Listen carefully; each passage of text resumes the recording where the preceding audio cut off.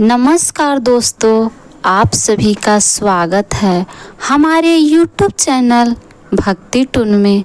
तो चलिए दोस्तों शुरू करते हैं आज की कथा।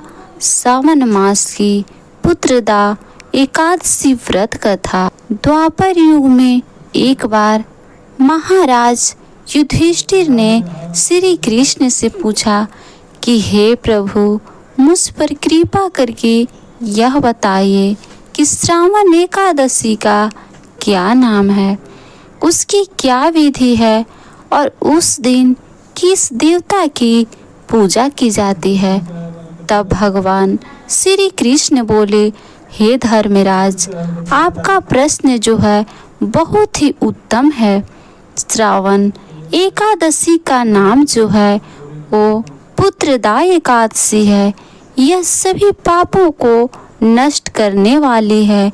इसमें समस्त मनोकामनाएं और सिद्धियों के दाता नारायण भगवान की पूजा होती है। इस समस्त संसार में पुत्रदा एकादशी व्रत के समान दूसरा कोई व्रत नहीं है। पुत्रदा का अर्थ पुत्र देने वाली, अर्थात यह व्रत निसंतान लोगों को संतान प्रदान करने वाला है। हे राजन, अब मैं आपको पुत्रदा एकादशी के महत्व से जुड़ी एक कथा सुनाता हूँ। ध्यान पूर्वक सुने। एक समय भद्रावती नामक नगरी में सुकेतुमान नामक राजा राज्य करता था। उसकी पत्नी का नाम सव्या था।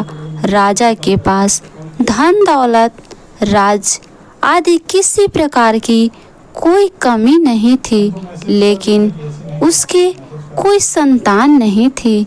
इस कारण से राजा और उसकी पत्नी बहुत चिंतित रहते थे। राजा यह सोचकर चिंतित रहते थे कि हमारे लिए पिंडदान कौन करेगा।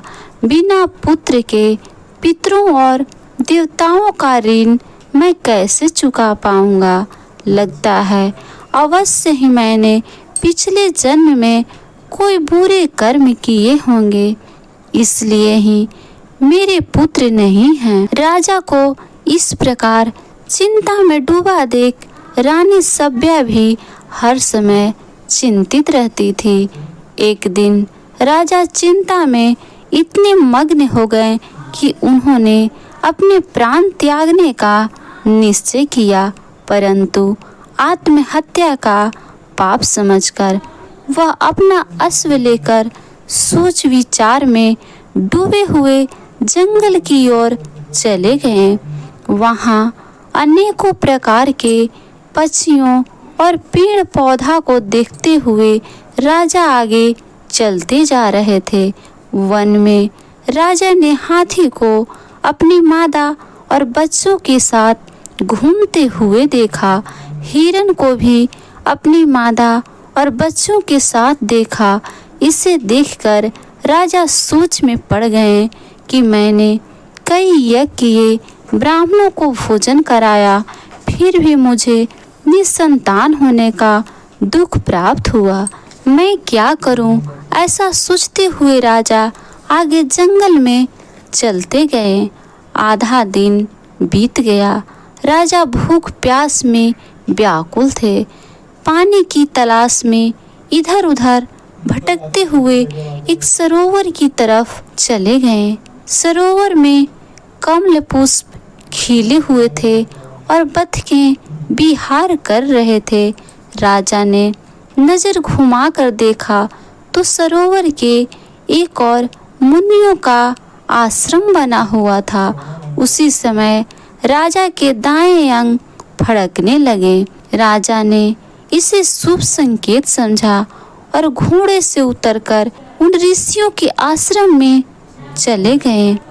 आश्रम में पहुंचकर राजा ने ऋषियों को प्रणाम किया और वहां बैठ गए। राजा को देख मुनि ने पूछा कि हे राजन, आपकी क्या इच्छा है। राजा ने उनसे पूछा, महाराज, आप कौन हैं? यहाँ किस लिए आए हैं? कृपया कर मुझे बताएं। तब वह ऋषि बोले, राजन, आज से 5 दिन बाद संतान देने वाली पुत्रदा एकादशी है।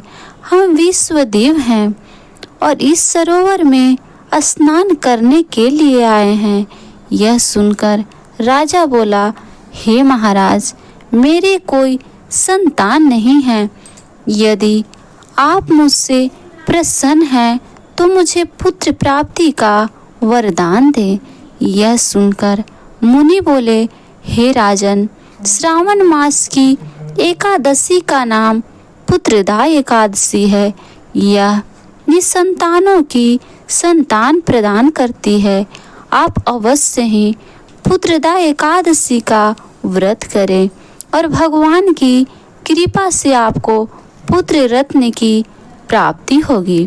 मुनि की वचनों को सुनकर राजा को बहुत ही सुकून मिला और उसने महल में जाकर रानी सभ्या की सारी बातें बता दी।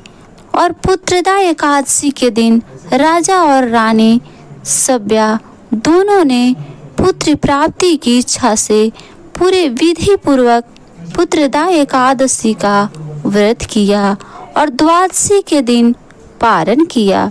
कुछ दिनों के बाद ही रानी सभ्या ने गर्भ धारण किया और 9वें महीने के बाद उनके यहाँ एक अति तेजस्वी पुत्र प्राप्त हुआ। वह राजकुमार अत्यंत सुंदर, यशस्वी और प्रजा का पालन करने वाला राजा बना। श्री कृष्ण भगवान बोले, हे कुंती नंदन, पुत्र प्राप्ति के लिए पुत्रदा एकादशी का व्रत सर्वोत्तम है। जो मनुष्य पुत्रदा एकादशी के महत्व को पढ़ते और सुनते हैं वह सांसारिक सुखों को भोगकर अंत में स्वर्ग लोक को प्राप्त करते हैं। पुत्रदा एकादशी का व्रत करने वाले व्यक्ति को सुबह जल्दी उठकर स्नान ध्यान कर पूरे विधि पूर्वक से श्री हरि नारायण की पूजा करनी चाहिए। इसके साथ पुत्रदा एकादशी की कथा सुननी चाहिए और आरती करनी चाहिए। भगवान नारायण इस कथा को कहने वाले और सुनने वाले सभी को मनोकामनाएं को पूर्ण करे। जय श्री हरि नारायण।